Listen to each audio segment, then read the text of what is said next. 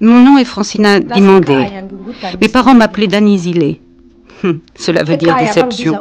Ils rêvaient d'avoir un garçon et j'étais leur 6e fille. Je suis aussi une princesse, car mon grand-père était le roi des Ndebele. J'ai appris à peindre toute petite. J'aimais tellement cela qu'il m'arrivait de voler de la peinture à ma mère pour m'exercer. Je voulais offrir à mon futur mari la plus belle des maisons peintes.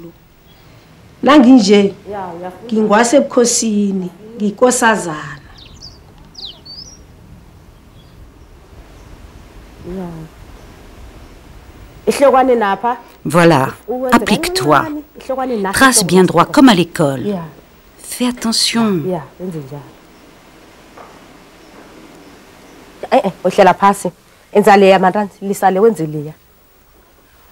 Étale bien la couleur. Comme ça. Je veux que tu saches peindre ta maison pour quand tu seras grande. Bongile, la petite fille de Francina, sera peut-être la dernière femme Ndebele à savoir peindre sa maison comme le veut la tradition.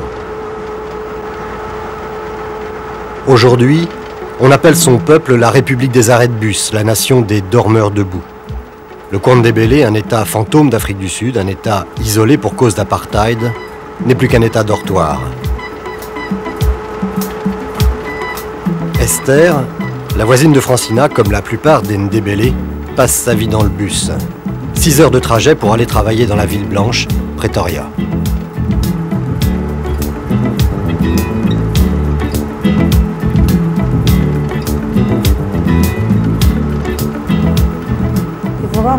Je me lève à 4 heures du matin pour prendre le bus de 5 heures. J'arrive à Pretoria à 7 heures, puis je prends un autre bus pour aller dans la banlieue où je travaille. Et je marche encore. Ça fait 3 heures pour l'aller et 3 heures pour rentrer chez moi. Parfois, le bus est plein et je dois rester debout. Quand je suis fatiguée, j'essaye de dormir. On tombe, on se réveille, on se rendort. Ça fait 15 ans que je vis ainsi. Mais j'y suis habituée, c'est comme ça.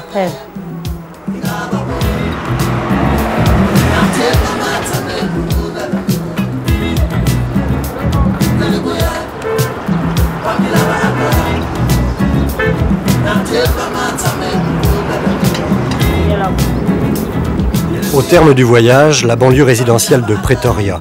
C'est là qu'Esther a trouvé du travail. Elle est domestique dans une famille blanche. Je gagne 900 francs par mois, mais je dois dépenser 400 francs pour le bus. Il faut faire vivre la famille avec ça. Cela ne laisse pas beaucoup d'argent pour se faire plaisir, en peignant ma maison par exemple, ce que je n'ai jamais pu me permettre.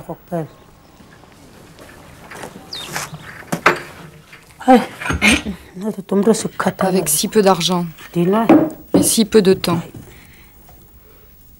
Ah ça non, on ne peut pas respecter nos traditions. Moi, je vois déjà à peine mes enfants. Quand je rentre, ils sont déjà couchés.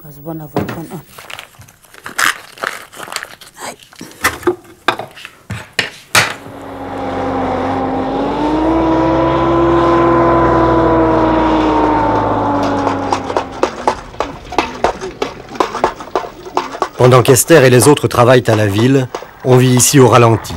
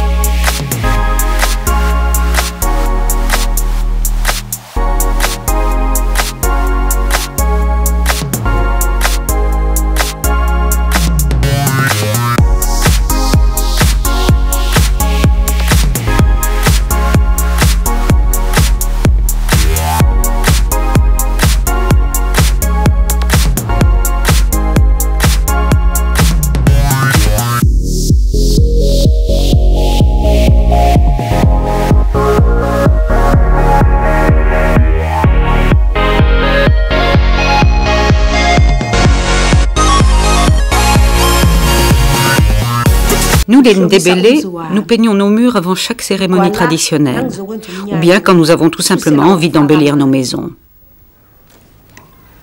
On dessine ce que nous inspirent nos ancêtres, ou des motifs qu'on invente.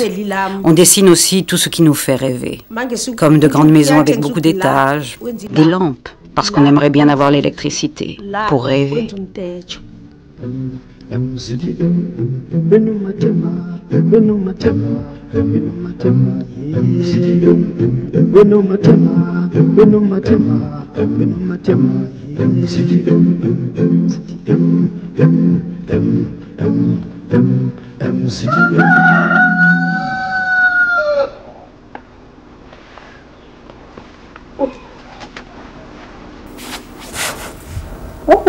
Oh, incredibile!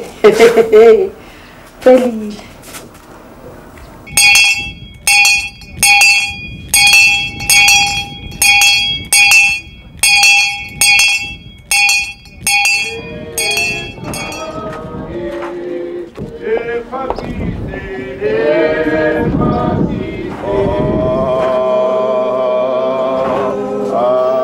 Esther a beau prier, elle est coincée comme les autres dans un univers où règne encore le bus et la tôle ondulée.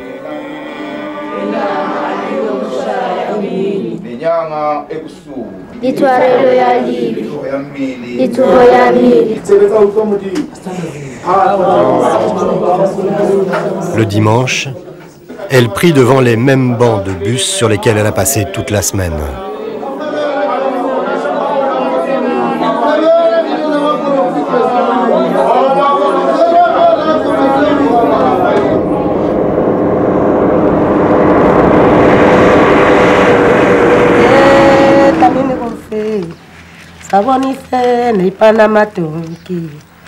Francina a commencé à porter quelques colliers dès l'âge de 8 ans. Ce qu'elle porte autour du cou, c'est son cadeau de noces. Très peu de femmes portent encore aujourd'hui ces tsi-là. Les jeunes les trouvent archaïques, barbares.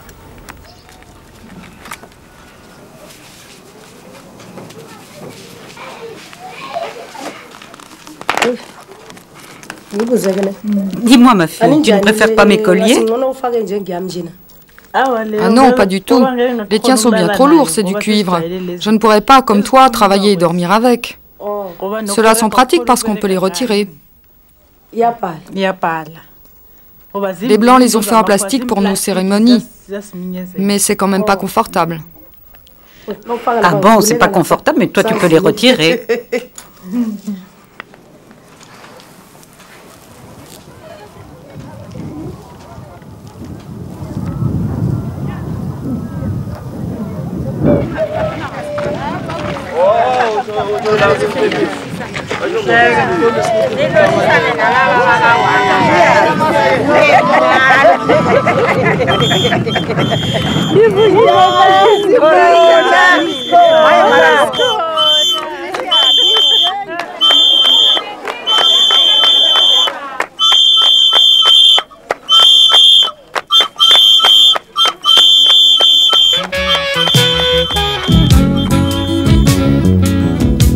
L'apartheid voulait que l'on parque les Noirs dans un minimum d'espace, bien à l'écart des Blancs.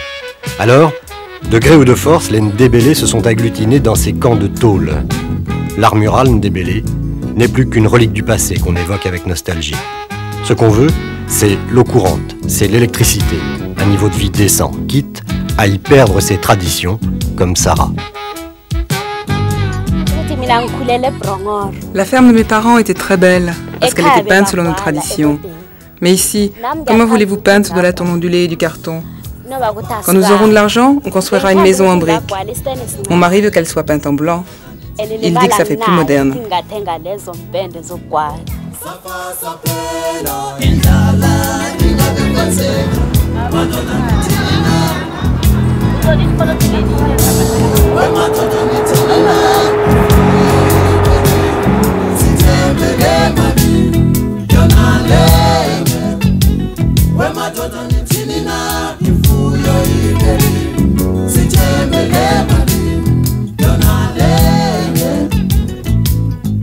Je sais bien que nos traditions s'évanouissent. Elles disparaissent parce que les enfants vont à l'école et n'apprennent plus à peindre, comme nous, chaque jour. Et puis les Ndébélé oublient leurs traditions parce qu'ils veulent vivre comme les Blancs.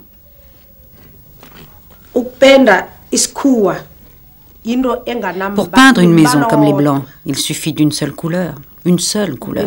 Pour peindre comme les Ndébélé, il faut plein de couleurs magnifiques.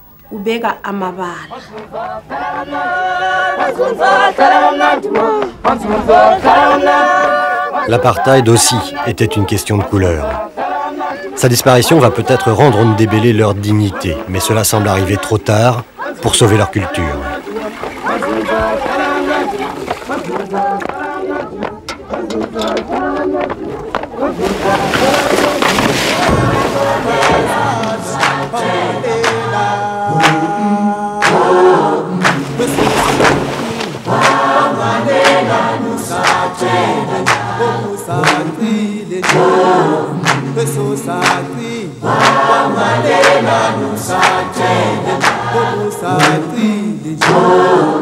Mandela,